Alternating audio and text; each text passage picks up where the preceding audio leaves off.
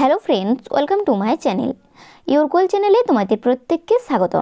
আজকের এই ভিডিওতে আমরা আলোচনা করব mega mock test 250+ MCQ question নিয়ে, যেগুলো তোমাদের আপকামিং যে সমস্ত এক্সাম রয়েছে, যেমন WBSSC, গ্রুপ সি এবং গ্রুপ ডি পরীক্ষা, এছাড়াও সমস্ত পরীক্ষার জন্য গুরুত্বপূর্ণ। এখান থেকে তোমাদের 1 থেকে 2টি প্রশ্ন কমন এসেই থাকে। তো অবশ্যই ভিডিওটি পুরো প্রথম থেকে শেষ পর্যন্ত দেখবে।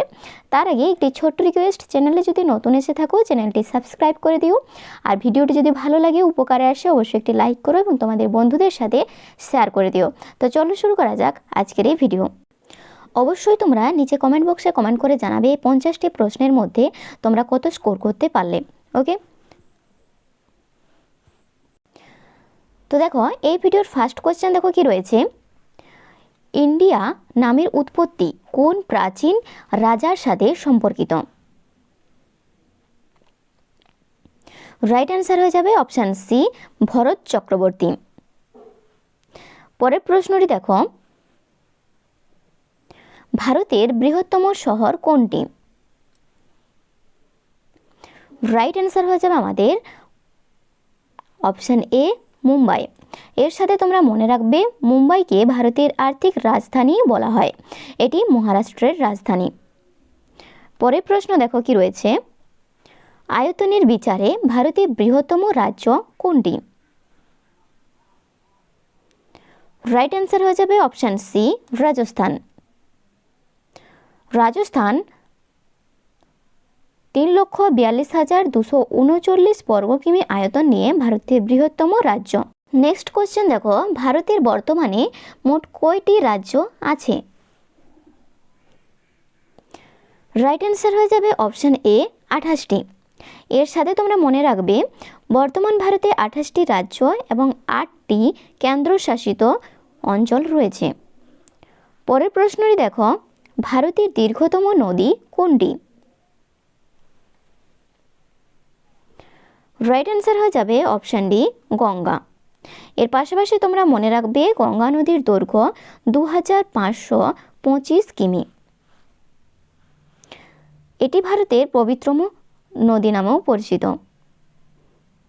পরের প্রশ্ন দেখো কি রয়েছে, ভারতের প্রশস্ততম নদী কোনটি?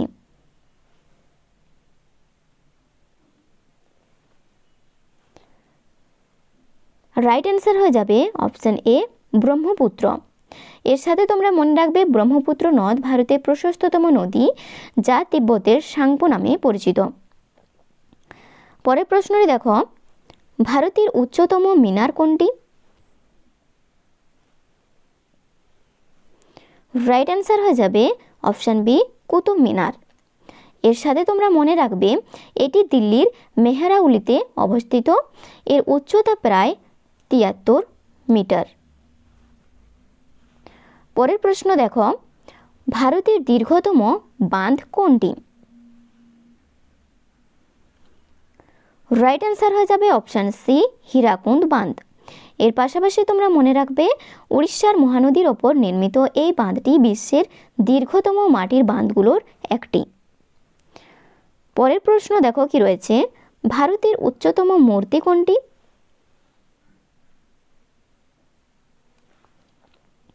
রাইট অ্যান্সার হয়ে যাবে option C, Statue of Unity. এর সাথে তোমরা মনে রাখবে এটি সর্দার বল্লভভাই প্যাটেলের মূর্তি, যার উচ্চতা কত 182 মিটার। পরের প্রশ্নটি দেখো, এশিয়ান গেমসে স্বর্ণপদক জয়ী প্রথম মহিলা কে? প্রথম ভারতীয় মহিলা কে? রাইট অ্যান্সার হয়ে যাবে অপশান এ, কমলজিৎ সান্ধু।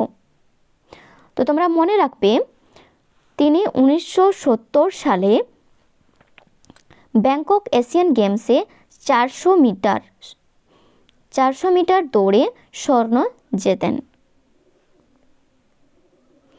পরের প্রশ্নটি দেখো, মাউন্ট এভারেস্ট জয়ী প্রথম ভারতীয় মহিলা কে?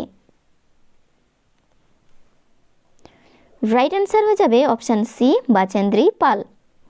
এর পাশাপাশি তোমরা মনে রাখবে 1984 সালে তিনি প্রথম ভারতীয় মহিলা হিসেবে এভারেস্ট জয় করেন। পরের প্রশ্নটি দেখো, ভারতের প্রথম মহিলা আইপিএস কে?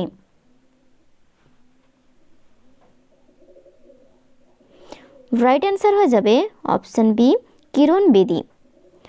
তো তোমরা মনে রাখবে তিনি 1972 সালে প্রথম মহিলা হিসেবে আইপিএস অফিসার হন। পরের প্রশ্নটি দেখো, সুপ্রিম কোর্টের প্রথম মহিলা বিচারক কে ছিলেন? রাইট অ্যান্সার হয়ে যাবে অপশান সি এম ফতেমা বিবি। এর পাশাপাশি তোমরা মনে রাখবে 1989 সালে তিনি সুপ্রিম কোর্টের প্রথম মহিলা বিচারপতি হন। পরবর্তী প্রশ্নটি দেখো, স্বাধীন ভারতের প্রথম গভর্নর জেনারেল কে ছিলেন?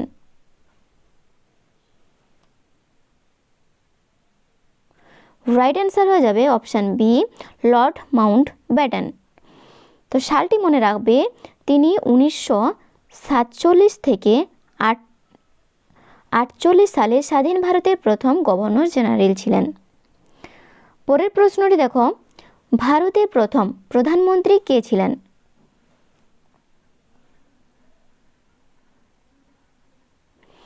রাইট অ্যান্সার হয়ে যাবে অপশান এ জওহরলাল নেহেরু ছিলেন স্বাধীন ভারতের প্রথম প্রধানমন্ত্রী।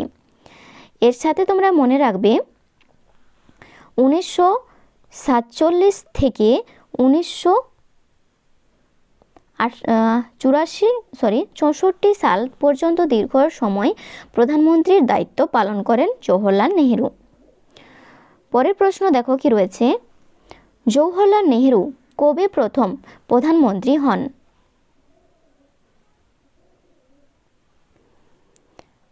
রাইট অ্যান্সার হয়ে যাবে 15ই আগস্ট 1947 সালে।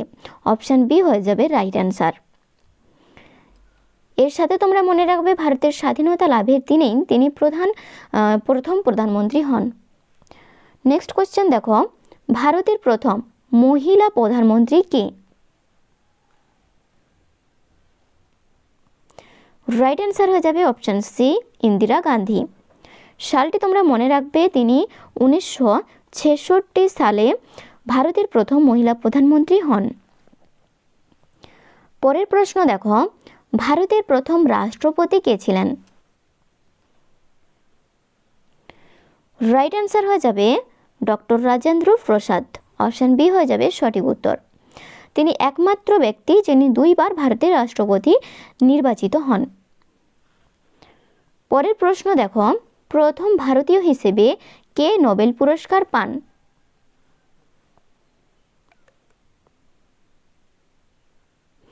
রাইট অ্যান্সার হয়ে যাবে অপশান ডি রবীন্দ্রনাথ ঠাকুর। এর সাথে তোমরা মনে রাখবে 1913 সালে গীতাঞ্জলির জন্য তিনি সাহিত্যে নোবেল পান। পরের প্রশ্নটি দেখো, ভারতীয় জাতীয় কংগ্রেসের প্রথম সভাপতি কে ছিলেন?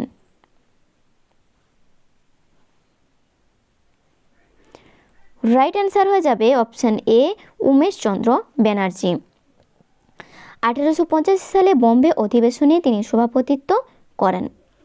নেক্সট কোশ্চেন দেখো, প্রথম ভারতীয় মহাকাশচারী কে? রাইট অ্যান্সার হয়ে যাবে অপশান এ রাকেশ শর্মা। তো তোমরা মনে রাখবে 1984 সালে তিনি সোভিয়েত ইউনিয়নের সহায়তায় মহাকাশে যান। পরের প্রশ্নটি দেখো, দক্ষিণ মেরুতে পৌঁছানো প্রথম ভারতীয় মহিলা কে? রাইট অ্যান্সার হয়ে যাবে অপশান সি রীনা কৌশল ধর্মসত্তু। এর পাশাপাশি তোমরা মনে রাখবে 2009 সালে তিনি স্কি করে দক্ষিণ মেরুতে পৌঁছান।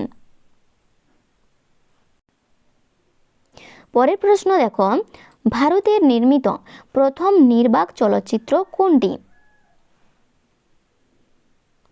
রাইট অ্যান্সার হয়ে যাবে অপশান এ রাজা হরিশ্চন্দ্র। এর সাথে তোমরা মনে রাখবে 1913 সালে দাদা সাহেব ফালকে এটি নির্মাণ করেন। পরের কোশ্চেনটি দেখো, রাজা হরিশ্চন্দ্র সিনেমাটি কত সালে নির্মিত হয়? রাইট অ্যান্সার হয়ে যাবে 1913 সালে। এর পাশাপাশি তোমরা মনে রাখবে এটি ভারতীয় চলচ্চিত্রের ইতিহাসের প্রথম পূর্ণদৈর্ঘ্য ছবি। পরের প্রশ্ন দেখো, ভারতের ইংরেজি নাম ইন্ডিয়া কোন শব্দ থেকে এসেছে? রাইট অ্যান্সার হয়ে যাবে অপশান সি, সিন্ধু। এর সাথে তোমরা মনে রাখবে ইন্ডাস বা সিন্ধু নদী থেকে ইংরেজি নাম ইন্ডিয়ার উৎপত্তি হয়েছে। পরের প্রশ্নটি দেখো, ভারত কথাটির অন্য একটি অর্থ কি? রাইট অ্যান্সার হয়ে যাবে ভারতের অন্য নাম। পরের প্রশ্নটি দেখো, ভারতীয় অর্থনীতির মেরুদণ্ড কি? রাইট অ্যান্সার হয়ে যাবে অপশন এ, কৃষিকাজ। এর সাথে তোমরা মনে রাখবে ভারতের সিংহভাগ মানুষ কৃষির ওপর নির্ভরশীল বলে একে মেরুদণ্ড বলা হয়। নেক্সট কোশ্চেন দেখো, জনসংখ্যার বিচারে ভারতের ক্ষুদ্রতম রাজ্য কোনটি? রাইট অ্যান্সার হয়ে যাবে অপশন বি, সিকিম। পরের প্রশ্ন দেখো, ভারতের প্রথম রঙিন চলচ্চিত্র কোনটি?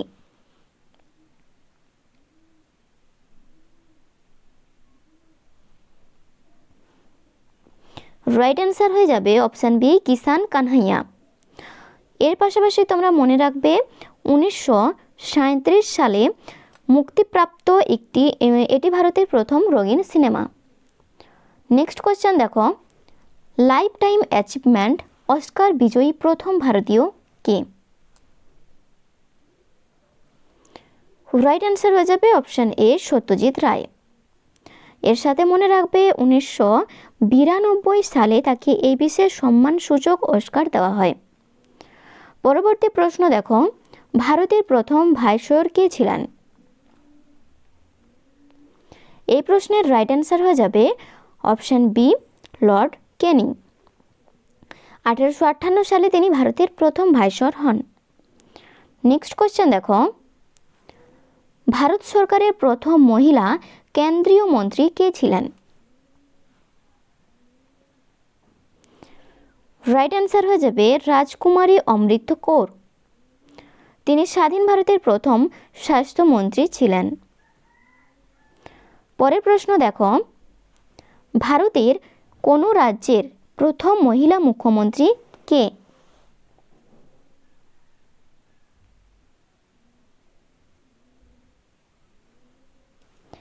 রাইট অ্যান্সার হয়ে যাবে অপশান ডি, সুচেতা কৃপালিনী, ভারতের প্রথম মহিলা মুখ্যমন্ত্রী। পরের প্রশ্ন দেখো কি রয়েছে, ভারতের প্রথম রাষ্ট্রপতি কে?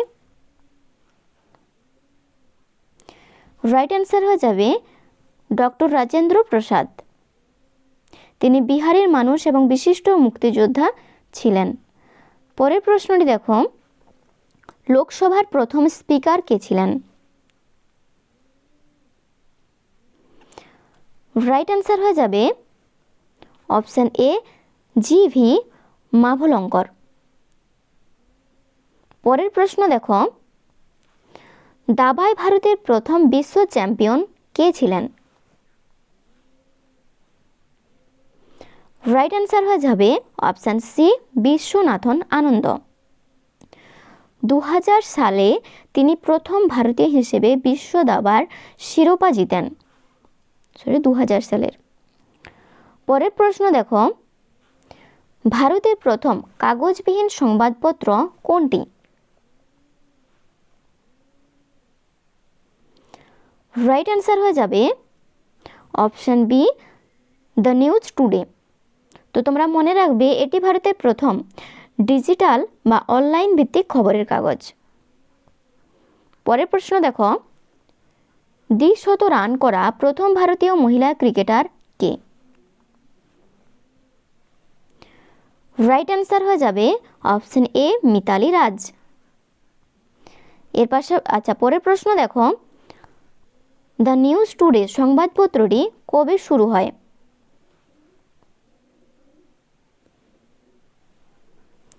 রাইট অ্যান্সার হয়ে যাবে অপশান সি, 3 জানুয়ারি 2001 সালে। পরের প্রশ্নটি দেখো, আন্তর্জাতিক আদালতের প্রথম ভারতীয় বিচারপতি কে? এই প্রশ্নের রাইট অ্যান্সার হয়ে যাবে option A, doctor Nagendra Singh. এর সাথে তোমরা মনে রাখবে তিনি আন্তর্জাতিক বিচারালয়ের অন্যতম প্রধান বিচারপতি ছিলেন। পরের প্রশ্নটি দেখো কি রয়েছে, ভারতীয় রিজার্ভ ব্যাংকের প্রথম মহিলা ডেপুটি গভর্নর কে ছিলেন? রাইট অ্যান্সার হয়ে যাবে অপশান বি, কে জে উদেশি। সালটি মনে রাখবে 2003 সালে তিনি প্রথম মহিলা ডেপুটি গভর্নর হিসেবে দায়িত্ব নেন। পরের প্রশ্ন দেখো কি রয়েছে, লোকসভার প্রথম মহিলা স্পিকার কে ছিলেন? রাইট অ্যান্সার হয়ে যাবে option C, Meera Kumar.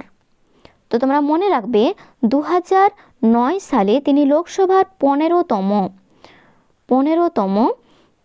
Speaker হিসেবে দায়িত্ব নেন। পরের প্রশ্ন দেখো, ভারতের প্রথম স্বরাষ্ট্রমন্ত্রী কে ছিলেন? রাইট অ্যান্সার হয়ে যাবে অপশান সি, সর্দার বল্লভভাই প্যাটেল। এর সাথে তোমরা মনে রাখবে তাকে ভারতের বিসমার্ক বলা হয়, তাকে ভারতের বিসমার্ক বলা হয় বা লৌহ মানব। তো এই পয়েন্টটিও তোমরা মনে রাখবে।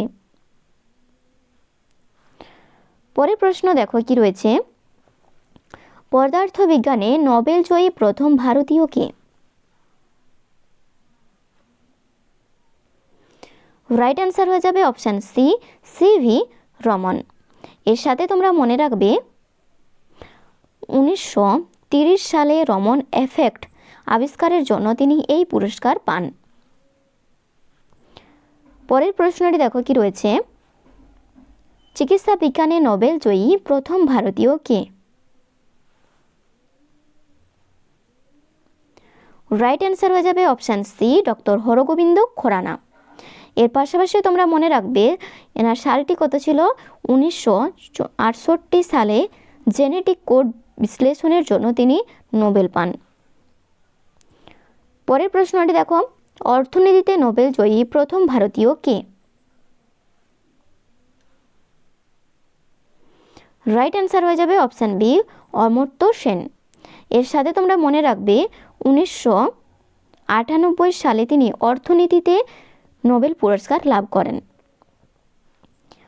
নেক্সট কোয়েশ্চেন দেখো, ভারতের প্রথম শিখ প্রধানমন্ত্রী কে? রাইট অ্যান্সার হয়ে যাবে option A, Manmohan Singh, doctor Manmohan Singh. তো তোমরা মনে রাখবে তিনি 2004 থেকে 2014 সাল পর্যন্ত ভারতের প্রধানমন্ত্রী ছিলেন। পরের প্রশ্ন দেখো, নোবেল বিজয়ী প্রথম ভারতীয় মহিলা কে?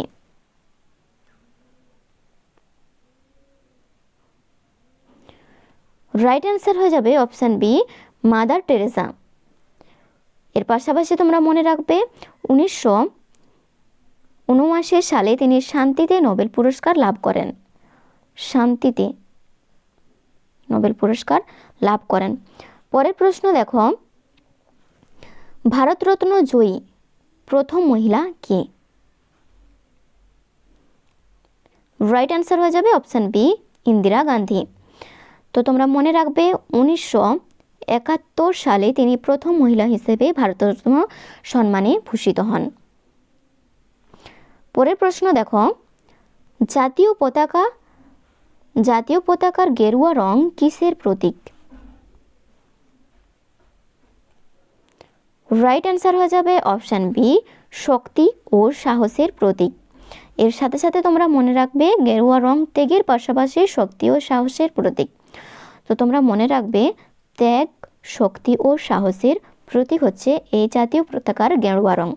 তো ফ্রেন্ডস, আজকের ভিডিও আমাদের এই পর্যন্তই। ভিডিও যদি ভালো লাগে, উপকারে আসে, অবশ্যই একটি লাইক করো এবং বন্ধুদের সাথে শেয়ার করে দিও। চ্যানেলে যদি নতুন এসে থাকো চ্যানেলটি সাবস্ক্রাইব করে দিও। আর অবশ্যই তোমরা নিচে কমেন্ট বক্সে কমেন্ট করে জানাবে এই 50টি প্রশ্নের মধ্যে তোমরা কত স্কোর করতে পারলে।